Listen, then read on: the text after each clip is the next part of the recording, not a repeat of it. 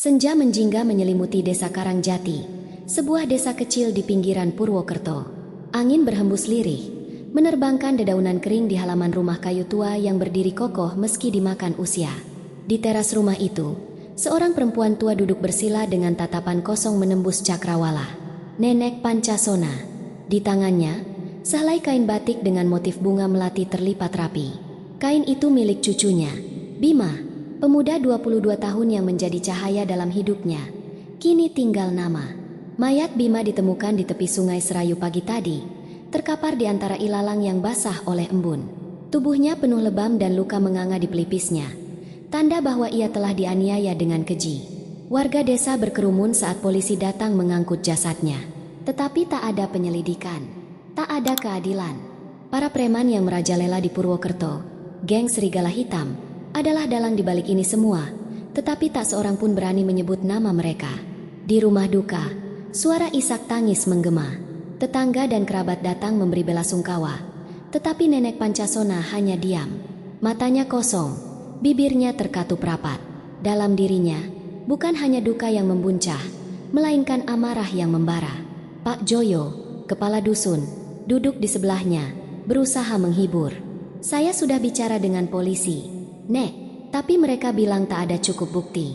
Mungkin ini perampokan. Perempuan tua itu tetap diam. Tangannya mengelus kain batik Bima, seolah masih bisa merasakan kehangatan cucunya di sana.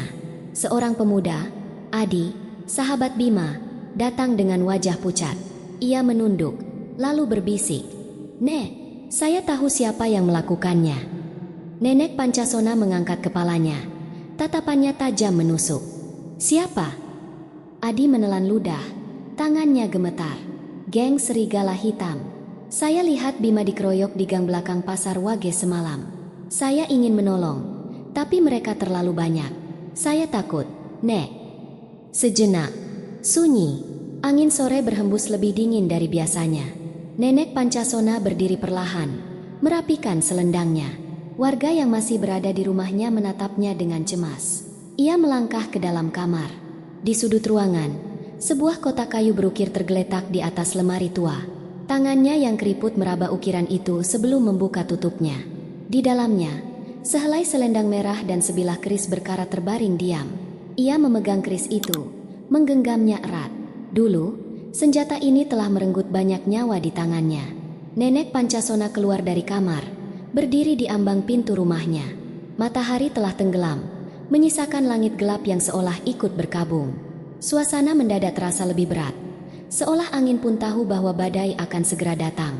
Di kejauhan, suara anjing melolong panjang. Nenek Pancasona duduk kembali di kursinya, menatap tajam ke arah kejauhan.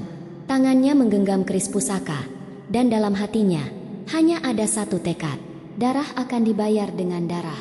Malam menyelimuti desa Karangjati dengan keheningan yang mencekam. Di dalam rumah kayu tua yang sudah puluhan tahun berdiri, Nenek Pancasona duduk bersila di lantai beralaskan tikar anyaman pandan. Cahaya lampu minyak menerangi wajahnya yang dipenuhi guratan usia. Di depannya, sebuah kotak kayu tua berlapis debu tergeletak di atas lantai. Kotak itu sudah lama tak tersentuh, terlalu lama, seolah sengaja dikubur dalam kenangan. Tangannya yang kurus tapi masih bertenaga perlahan membuka tutup kotak itu. Di dalamnya, selembar selendang merah yang telah memudar warnanya dan sebilah keris berkarat berbaring diam, seakan menunggu dipanggil kembali ke dalam pertempuran. Mata Nenek Pancasona menatap bilah keris itu lekat-lekat. Ada getaran dalam dadanya, bukan karena ketakutan, melainkan amarah yang mendidih, menyesakkan dadanya. Dulu, tangannya pernah menjadi alat keadilan. Bertahun-tahun yang lalu, di masa mudanya, ia adalah seorang pendekar dari perguruan silat rahasia di Gunung Slamet. Nama Pancasona tidak sembarang diberikan. Itu adalah nama yang diwariskan oleh gurunya karena kemampuannya yang luar biasa. Ia pernah menjadi pelindung bagi yang tertindas, seorang petarung tanpa tanding. Namun, setelah kehilangan suaminya dalam sebuah perang antar kelompok, ia memutuskan untuk mengasingkan diri. Ia mengubur masa lalunya, hidup sebagai perempuan desa biasa, melupakan dunia yang penuh darah dan dendam. Namun kini, darahnya mendidih kembali. Nenek Pancasona menghela napas panjang. Dengan tangannya yang tetap cekatan, ia mulai merapal doa, mengangkat keris itu setinggi bahu. Udara di sekitarnya terasa lebih berat. Seakan ruang di dalam rumahnya berubah menjadi medan persiapan perang. Ia berdiri perlahan, meregangkan tubuhnya yang telah lama tak bergerak seperti ini. Rangkaian gerakan silat mengalir dari ingatannya. Tubuhnya yang renta mengikuti dengan perlahan. Ia mengayunkan tangannya dalam pola yang ia pelajari puluhan tahun lalu, merasakan otot-ototnya yang dulu lentur kini sedikit kaku. Tetapi ia tahu, tubuh ini masih bisa dilatih, masih bisa digunakan. Di luar rumah, angin malam bertiup lebih kencang. Beberapa dedaunan jatuh dari pohon mangga di halaman rumahnya, berguguran seperti pertanda sesuatu yang akan terjadi. Nenek Pancasona mengambil sehelai kain putih dan mulai mengasah kerisnya dengan gerakan terlatih. Bau besi bercampur minyak kelapa menguar ke udara. Dalam diam, ia menyiapkan dirinya untuk kembali ke jalan yang telah ia tinggalkan. Tangannya yang berkeriput tapi tetap bertenaga membalut gagang keris dengan kain agar lebih mantap digenggam. Setelah itu, ia melilitkan selendang merah di pinggangnya, seperti yang biasa ia lakukan di masa mudanya sebelum turun ke medan laga. Ketika semua telah siap, ia berdiri di ambang pintu rumahnya, menatap gelapnya malam yang menggantung di atas desa Karangjati. Dalam keheningan itu, hanya satu hal yang memenuhi pikirannya. Ia telah kembali. Malam di Purwokerto terasa lebih dingin dari biasanya. Di bawah kelamnya langit, Nenek Pancasona melangkah pelan menyusuri gang sempit di belakang pasar Wage. Jalanan sepi, hanya sesekali terdengar suara tikus berlarian di antara tumpukan sampah dan botol pecah yang berserakan. Bau anyir bercampur bau alkohol menguar di udara. Di ujung gang, seorang lelaki bertubuh tambun bersandar di dinding. Tangannya menggenggam botol minuman keras. Jaket hitam dengan logo kepala serigala menyelimuti tubuhnya. Dialah Ganda, salah satu anggota geng Serigala Hitam, kelompok preman yang telah menumpahkan darah Bima tanpa belas kasihan. Ganda tertawa kecil sambil meneguk minumannya. Malam ini, ia mabuk berat. Entah karena alkohol atau karena rasa puas telah menyiksa seorang pemuda tak berdaya hingga tak bernyawa. Ia tak menyadari bahwa di ujung gang, seorang perempuan tua tengah memperhatikannya dengan sorot mata dingin. Nenek Pancasona melangkah lebih dekat. Suaranya nyaris tak terdengar. Kain jariknya berkibar pelan tertiup angin malam. Langkahnya ringan, seperti bayangan yang meluncur tanpa suara. Ganda mendongak saat siluet seorang perempuan renta berdiri di hadapannya. Dengan mata setengah sadar, ia menyeringai. "Heh, nenek tua, ngapain malam-malam di sini? Mau setor nyawa?" Nenek Pancasona tak menjawab. Ia hanya menatapnya tajam, membaca setiap gerakan Ganda. Melihat si nenek tak bergerak, Ganda tertawa sambil mendorong dirinya dari dinding. "Pergi sana, sebelum aku..." Belum selesai ucapannya, dalam satu gerakan cepat, Nenek Pancasona meraih lengan Ganda dan memelintirnya ke belakang. Tulang di bahunya berderak keras, membuatnya mengerang kesakitan. Botol minuman di tangannya jatuh dan pecah berkeping-keping di tanah. "Nenek sialan, lepas!" Namun, jeritannya terhenti saat sebuah benda dingin menyentuh tenggorokannya. Mata Ganda membelalak. Cahaya redup lampu gang memantulkan kilatan logam dari sebilah keris tua yang kini tergenggam erat di tangan Nenek Pancasona. "Siapa yang membunuh Bima?" Suaranya datar, tapi dingin seperti malam yang mencekam. Ganda menggertakkan giginya. "Aku nggak tahu." Cekatan, Nenek Pancasona menekan ujung keris ke kulit lehernya. Setetes darah mengalir. "Katakan." Napas Ganda memburu. Mata mabuknya kini dipenuhi rasa takut. Tapi lidahnya tetap berusaha melawan. "Aku nggak." Gerakan cepat mengakhiri kalimatnya.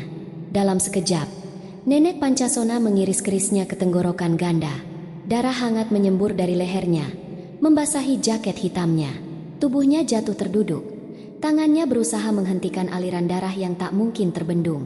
Ia tersedak, matanya membelalak dalam ketakutan. Dalam hitungan detik, keheningan kembali merajai gang sempit itu.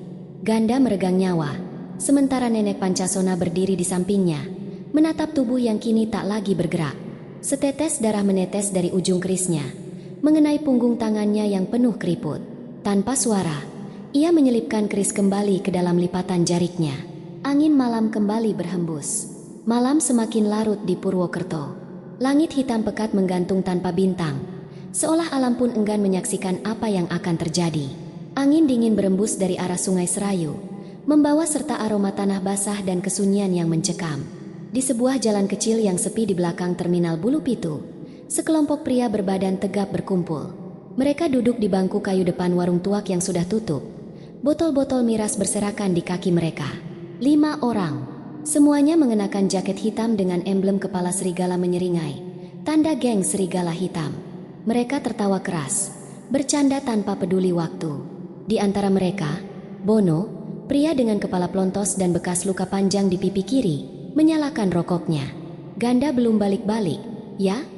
Gumamnya, menyeringai. Jangan-jangan mabuk sampai ketiduran di got. Darto, pria jangkung dengan tato ular di lehernya, menghembuskan asap tebal. Biarin, bocah itu emang suka ngilang kalau udah minum. Mereka tak menyadari bahwa di kegelapan, di antara bayangan pohon waru yang tumbuh di pinggir jalan, sepasang mata tajam tengah mengawasi mereka. Nenek Pancasona berdiri diam. Kain jariknya berkibar pelan terkena hembusan angin malam. Keris pusaka yang telah berlumur darah masih tergenggam erat di tangannya. Wajahnya tanpa ekspresi, tapi di matanya ada kilatan yang tak bisa dijelaskan. Ia melangkah perlahan, tanpa suara, di bawah remang lampu jalan yang berkedip-kedip. Bayangannya hampir tak terlihat. Langkahnya ringan, seperti bayangan hantu yang melayang mendekat. Sampai akhirnya, suara kerak terdengar ketika ranting kecil patah di bawah kakinya. Bono menoleh cepat. Siapa itu? Suaranya tajam, tak ada jawaban. Hanya suara daun yang bergesek pelan tertiup angin. Darto berdiri, matanya menyipit ke arah semak-semak di seberang jalan. Kalau itu maling, bakal gue bikin nyesel. Saat ia hendak melangkah maju, sesuatu bergerak cepat dari kegelapan. Sret! Keris pusaka menembus lehernya dalam sekejap. Darto terbatuk, kedua tangannya gemetar, mencoba meraih sesuatu yang tak bisa ia gapai. Matanya melebar dalam ketakutan saat darah hangat mengalir membasahi dadanya. Bono dan 3 orang lainnya tersentak kaget. Mereka melihat Darto tersungkur ke tanah. Nyawanya melayang sebelum sempat mengeluarkan suara. "Nenek tua?" seru Bono. Matanya membelalak saat melihat sosok Nenek Pancasona berdiri di depan mereka. Tak ada jawaban, hanya gerakan cepat. Nenek Pancasona berputar, menyapu kaki seorang preman bernama Hendro, membuatnya jatuh ke tanah dengan suara gedebuk keras. Sebelum pria itu sempat berteriak, keris pusaka telah menembus jantungnya. 2 orang tersisa, Rian dan Joko, berlari ke belakang, panik. Siapa dia? Apa-apaan ini? Suara Rian bergetar. Bono mengeluarkan pisau lipat dari saku jaketnya. Napasnya memburu. Gue nggak tahu siapa nenek ini, tapi dia gila. Nenek Pancasona tetap diam. Dalam sekejap, ia melompat ke arah Rian, meraih bahunya dan menekuknya ke belakang. Tulang bahu preman itu berderak patah. Jeritannya menggema di udara. Joko mencoba melarikan diri. Namun, tak ada yang bisa kabur dari tangan Nenek Pancasona. Dengan satu ayunan, keris pusaka melesat menembus punggungnya. Joko jatuh ke depan. Tubuhnya tersentak sebelum akhirnya diam tak bergerak. Hanya tersisa 1 orang. Bono. Ia berdiri terpaku. Kakinya gemetar. Di hadapannya, 5 rekannya telah menjadi mayat dalam hitungan menit. Tangan Nenek Pancasona penuh darah. Namun sorot matanya tetap dingin, seperti tak peduli dengan apa yang telah ia lakukan. Bono mundur selangkah. Jangan. Nenek Pancasona mengangkat kerisnya. Bono mengangkat pisau lipatnya dengan tangan gemetar. Namun, sebelum ia sempat bergerak, keris itu telah merobek udara. Malam masih pekat di Purwokerto ketika Nenek Pancasona melangkah menuju sebuah bangunan tua di pinggiran kota. Gudang itu, yang dulunya tempat penyimpanan barang di kawasan industri Sokaraja, kini menjadi sarang preman serigala hitam. Pintu besi besar berkarat berdiri kokoh di depannya, dengan lampu redup menggantung di atasnya, memberikan cahaya kuning temaram yang hampir tak mampu menerangi pekatnya malam. Di dalam gudang, belasan pria berkumpul, duduk mengitari meja penuh botol arak dan sisa makanan. Asap rokok mengepul tebal, bercampur dengan bau keringat dan debu. Di sudut ruangan, Togar, seorang pria bertubuh besar dengan kepala pelontos, duduk di kursinya sambil mengayunkan pisau lipat ke meja. Ia adalah tangan kanan Rudi, Jaguar, pemimpin geng serigala hitam. Ganda, Bono, Darto belum balik. Gerutu seorang preman bernama Rafiq, pria dengan bekas luka panjang di dahinya. Jangan-jangan mereka ketiduran di warung tuak lagi. Togar mendecak, meneguk minumannya. Biarin aja, kalau mereka nggak datang, kita cari orang baru. Banyak bocah di luar sana yang mau kerja buat kita. Mereka tertawa, Tetapi tawa itu seketika terputus ketika terdengar suara ketukan keras di pintu besi. Semua mata langsung tertuju ke arah pintu. Togar mengangkat tangannya, memberi isyarat pada salah satu anak buahnya, Sandro, untuk membuka pintu. Dengan langkah waspada, Sandro meraih gagang pintu dan menariknya perlahan. Saat celah terbuka, sebuah tubuh roboh ke dalam gudang. Seorang preman, terkapar dengan leher tersayat. Darah masih mengalir dari luka menganga di tenggorokannya. Sontak, suasana berubah mencekam. Anjing, siapa yang berani? Togar langsung berdiri. Tangannya mencengkram pisau lipatnya erat. Tak ada jawaban. Sampai akhirnya, di celah pintu yang masih terbuka, sesosok perempuan tua berdiri diam, diterangi cahaya lampu redup di luar gudang. Jariknya berkibar terkena angin malam, dan di tangannya, sebilah keris pusaka masih meneteskan darah segar. Siapa itu? Suara Rafiq bergetar. Tak ada jawaban, hanya langkah perlahan yang mendekat. Nenek Pancasona melangkah masuk ke dalam gudang. Kerisnya terangkat, matanya tajam seperti seekor elang. Para preman terpaku sesaat, seolah tak percaya apa yang mereka lihat. Seorang nenek tua, sendirian, menghadapi mereka yang berjumlah lebih dari 10 orang. Namun, kesunyian itu tak berlangsung lama. Togar menggeram, wajahnya merah padam oleh amarah. Bunuh dia! Dalam sekejap, gudang berubah menjadi medan pertumpahan darah. Nenek Pancasona bergerak dengan kecepatan yang tak bisa dipercaya. Dalam satu ayunan, ia menyayat perut seorang preman yang berusaha menyerangnya dari samping. Pria itu jatuh ke tanah, merintih kesakitan. Darah mengalir deras dari luka menganga. Dua preman lain mencoba menerjangnya dari belakang, tetapi dengan gesit, Nenek Pancasona berputar dan menusukkan kerisnya ke dada salah satu dari mereka. Sret! Darah menyembur mengenai lantai semen. Sandro mencoba mengayunkan balok kayu ke arahnya, tetapi dalam gerakan cepat, Nenek Pancasona merunduk dan menyapu kakinya. Sandro jatuh terjerembab, dan dalam satu hentakan cepat, keris itu sudah tertancap di lehernya. Di sudut ruangan, Rafiq melihat semuanya dengan mata membelalak. Ketakutan mulai merayapi wajahnya. Ini bukan manusia, bisiknya. Togar menggeram, lalu menghunus parang besar dari pinggangnya. Ia melangkah maju, wajahnya dipenuhi kebencian. Tua bangka, kau pikir bisa menghabisi kami semua? Nenek Pancasona menatapnya tanpa ekspresi. Kerisnya sudah berlumur darah, tetapi genggamannya tetap erat. Dengan teriakan garang, Togar mengayunkan parangnya dengan kekuatan penuh. Udara seakan terbelah saat bilah besi itu meluncur ke arah Nenek Pancasona. Namun, hanya dalam satu langkah gesit, perempuan tua itu menghindar ke samping. Sebelum Togar bisa mengayunkan serangan kedua, sebuah gerakan cepat menghantam perutnya. Bah, ia terhuyung mundur, terengah-engah. Dan dalam sekejap, keris pusaka itu sudah menembus jantungnya. Togar membelalak. Tangannya berusaha meraih dada yang kini basah oleh darahnya sendiri. Mulutnya terbuka, tetapi tak ada suara yang keluar. Nenek Pancasona menarik kerisnya kembali dengan satu hentakan. Togar jatuh terduduk, nafasnya terputus. Suasana gudang sunyi, darah menggenang di lantai, bercampur dengan bayangan lampu yang bergoyang pelan. Nenek Pancasona berdiri di tengah tumpukan mayat, tubuhnya berlumur darah. Angin malam berhembus masuk melalui pintu yang masih terbuka. Di sudut kota Purwokerto, di sebuah kafe remang-remang bernama Kobra Hitam, suasana terasa lebih suram dari biasanya. Asap rokok menggantung di udara, bercampur dengan bau alkohol yang menyengat. Di meja paling ujung, duduk seorang pria bertubuh besar dengan rahang persegi dan mata tajam seperti elang. Dialah Rudi, Jaguar, pemimpin geng Serigala Hitam.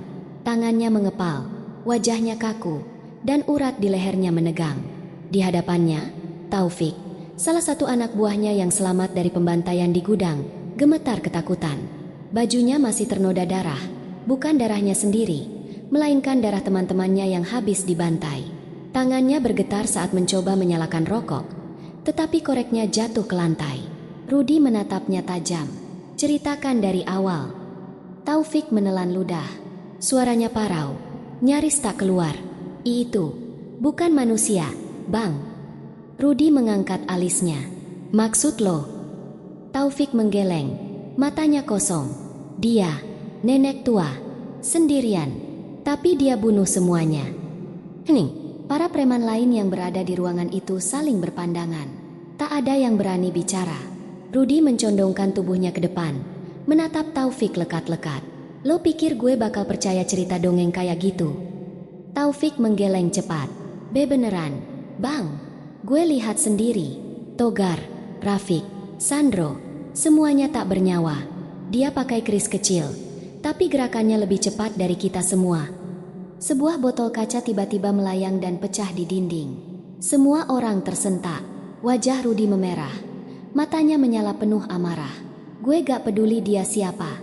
Siapapun yang ngusik geng ini harus lenyap. Taufik terlonjak. Tubuhnya makin gemetar.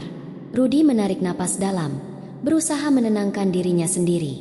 Kemarahannya bukan hanya karena anak buahnya dibantai, tetapi karena ini adalah penghinaan. Geng Serigala Hitam selama ini menguasai Purwokerto dengan tangan besi. Polisi tak berani menyentuh mereka. Orang-orang tunduk, bahkan tak berani menatap mata mereka di jalan. Dan sekarang, seorang nenek tua telah membunuh mereka satu persatu. Dia tak akan membiarkan ini terus terjadi. Rudi berbalik ke arah para anak buahnya yang lain, yang duduk tegang di sekeliling meja. Panggil semua orang. Gue mau semua preman yang masih bisa berdiri keluar cari tahu siapa nenek sialan ini. Seorang preman lain, Beben, mengangguk patuh. Siap, Bang. Semua orang bakal turun ke jalan. Rudi mengambil pisau lipat dari saku jaketnya, membuka dan menutupnya berulang kali. Kita udah lama terlalu nyaman di kota ini. Ini waktunya kasih pelajaran buat siapapun yang berani lawan kita. Di luar kafe, malam semakin larut. Suara motor meraung di kejauhan. Preman-preman mulai bergerak. Malam di desa Karangjati terasa lebih dingin dari biasanya. Angin berhembus pelan, membawa aroma tanah basah setelah hujan sore tadi. Di rumah kayu tua di ujung desa, Nenek Pancasona duduk diam di teras. Matanya menatap kosong ke pekarangan yang diterangi lampu minyak redup. Ia tahu mereka akan datang. Suasana sunyi, terlalu sunyi. Bahkan suara jangkrik yang biasanya memenuhi malam seakan menghilang, menyisakan keheningan yang menyesakan. Lalu, dari kejauhan, terdengar deru mesin motor. Perlahan, cahaya lampu motor satu persatu muncul di jalan tanah yang menuju rumahnya. 5, 10, 15, semakin banyak. Deruk knalpot yang meraung-raung memecah kesunyian. Beberapa pengendara berteriak, bersiul, mengolok-olok. Di antara mereka, Beben, salah satu tangan kanan Rudi, Jaguar, berada di barisan depan. Jaket hitamnya berkibar tertiup angin. Di punggungnya, sebilah celurit besar tergantung, berkilat di bawah cahaya bulan. Sesampainya di depan rumah, mereka berhenti. Beben turun dari motornya, melangkah maju. Ia menatap rumah kayu tua itu dengan seringai. Keluar, Nek, teriaknya. Lo pikir bisa kabur setelah bunuh anak-anak kita? Tak ada jawaban. Beben menyeringai, lalu menoleh ke anak buahnya. Hancurkan tempat ini. Beberapa preman tertawa dan mulai merangsek ke halaman. Salah satu dari mereka mengayunkan balok kayu ke pagar bambu, menghancurkannya dalam sekali pukul. Yang lain menendang pot bunga, membuat tanah berserakan di lantai tanah yang masih basah. Kemudian, suara langkah terdengar dari dalam rumah. Pintu kayu tua berderit pelan. Sosok Nenek Pancasona muncul di ambang pintu. Ia berdiri tegak. Jariknya berkibar diterpa angin. Tangannya masih kosong, tetapi matanya menyala dengan ketenangan yang mengerikan. Beben tertawa mengejek. Akhirnya keluar juga. Ia mencabut celuritnya, mengayunkannya ke udara. Kita selesaikan ini sekarang. Tak ada jawaban. Lalu, dalam satu gerakan cepat, Nenek Pancasona mengibaskan jariknya ke tanah. 3 belati kecil meluncur dari balik kainnya, terbang cepat ke arah 3 preman yang berada paling dekat. Sret, sret, sret. Darah muncrat. 3 orang itu roboh, memegangi leher dan dada mereka yang kini penuh luka. Seisi halaman mendadak sunyi. Mata para preman melebar, terkejut melihat betapa cepatnya serangan itu terjadi. Beben menggeram, lalu menerjang ke depan, mengayunkan celuritnya. Tapi sebelum senjatanya sempat mengenai sasarannya, Nenek Pancasona bergerak lebih dulu. Dalam satu langkah, ia menghindar ke samping dan menghantam ulu hati Beben dengan sikunya. Pria itu terhuyung ke belakang, tersedak udara. Kesempatan itu tak disia-siakan. Dalam satu gerakan cepat, Nenek Pancasona mencabut keris pusaka dari balik lipatan jariknya dan menebaskannya ke perut Beben. Ceras, Beben terdiam, matanya membelalak. Tangannya bergetar saat menyentuh perutnya yang kini mengeluarkan darah segar. Ia jatuh berlutut. Seisi halaman langsung berubah menjadi kekacauan. Para preman yang tersisa mulai menyerang dari berbagai arah. Tetapi Nenek Pancasona sudah siap. Ia bergerak dengan kecepatan luar biasa, menghindari pukulan dan senjata yang diarahkan kepadanya. Dengan keris di tangannya, ia menghabisi mereka satu persatu. Dua orang mencoba menyerangnya dari belakang, tapi sebelum mereka sempat mendekat, Nenek Pancasona membalikkan tubuhnya dengan cepat, menghujamkan keris ke dada salah satu dari mereka. Yang lain mencoba kabur. Namun, tak ada yang bisa melarikan diri dari kemarahan seorang perempuan yang telah kehilangan segalanya. Dalam hitungan menit, halaman rumah itu berubah menjadi lautan darah. Tubuh-tubuh bergelimpangan, sebagian masih mengerang kesakitan, sebagian lain sudah tak bergerak. Di tengah kegelapan malam, hanya ada satu sosok yang masih berdiri tegak. Nenek Pancasona. Tangannya berlumur darah, tapi wajahnya tetap dingin. Angin malam berhembus kencang, membawa aroma besi dan kuburan. Di tengah pekatnya malam, di dalam sebuah gudang kosong di pinggiran Pasar Wage, Purwokerto, suara derap langkah bergema di antara dinding beton yang dingin. Bau darah masih tercium, bercampur dengan aroma besi dan tanah basah. Di tengah ruangan, Rudy, Jaguar, pemimpin serigala hitam, berdiri dengan tatapan tajam. Rahangnya mengeras, otot-otot di lengannya menegang. Jaket kulit hitam yang biasa ia kenakan kini sudah terlepas, memperlihatkan tubuhnya yang penuh tato. Di tangannya, sebilah golok besar berkilat. Pantulan lampu neon redup membuat mata pisaunya terlihat lebih tajam. Di hadapannya, Nenek Pancasona berdiri dengan tenang. Jarak mereka hanya 5 langkah. Wajah perempuan tua itu tanpa ekspresi, hanya matanya yang menyala dalam kegelapan. Tangannya masih menggenggam keris pusaka. Bilahnya sudah berlumur darah dari pertarungan sebelumnya. Namun, genggamannya tetap kuat, seolah waktu tak pernah membuatnya melemah. Rudy menatapnya penuh kebencian. "Lo pikir siapa lo, Nek?" Suaranya berat, nyaris seperti geraman binatang buas. "Lo udah bunuh anak-anak gue. Lo pikir bisa pergi begitu aja?" Nenek Pancasona tetap diam. Rudy melangkah maju. "Lo pikir lo bisa lawan gue?"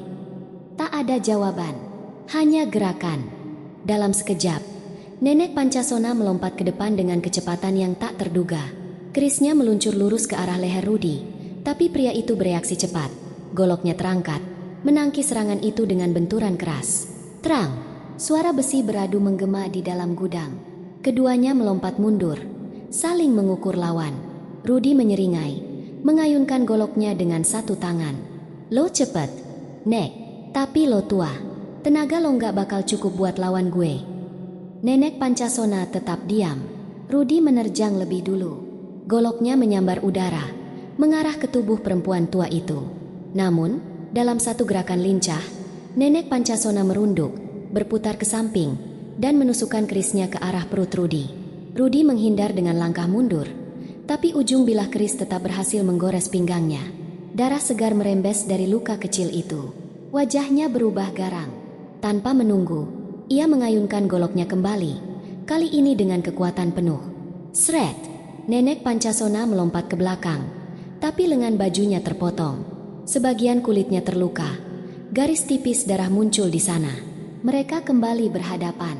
Napas Rudy mulai berat, tapi sorot matanya tetap tajam. "Sialan!"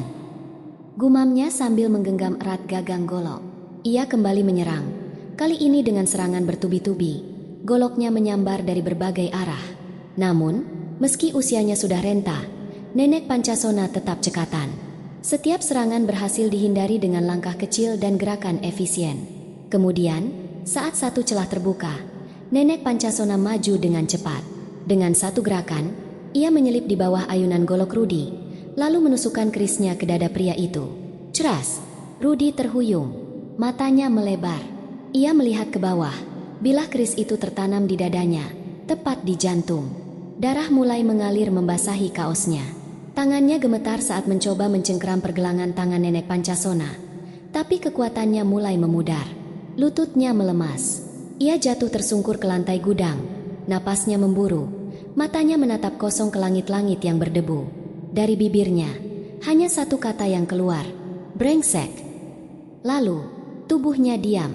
Langit Purwokerto masih gelap ketika Nenek Pancasona melangkah keluar dari gudang kosong di Pasar Wage. Angin malam bertiup pelan, membawa aroma anyir darah yang masih melekat di pakaiannya. Udara terasa lebih dingin dari biasanya, atau mungkin hanya tubuhnya yang kini mulai merasakan beban dari semua yang telah terjadi. Di belakangnya, tubuh Rudi, Jaguar, terkapar tak bernyawa, bergelimang darah bersama puluhan anak buahnya yang telah lebih dulu menemui ajal. Cengi, tak ada suara teriakan, tak ada langkah kaki yang mendekat. Dunia seakan menahan napas, seolah takut mengusik sosok perempuan tua yang berdiri tegak di tengah lautan darah. Dengan langkah perlahan, ia berjalan melewati lorong sempit yang berujung ke jalan besar. Cahaya lampu jalan memantulkan bayangan tubuhnya yang masih berdiri kokoh, meskipun tangannya sedikit gemetar.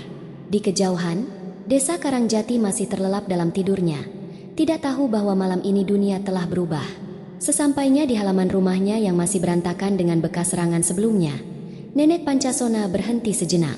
Udara di sini terasa berbeda, lebih tenang, lebih sunyi. Hanya suara dedaunan yang bergesekan pelan, seakan berbisik mengucapkan selamat datang. Ia melangkah masuk ke rumah kayunya. Pintu tua itu berderit pelan saat didorong. Di dalam, ruangan itu masih sama seperti saat ia tinggalkan. Lampu minyak masih menyala redup di sudut meja, menyinari sudut ruangan yang berdebu.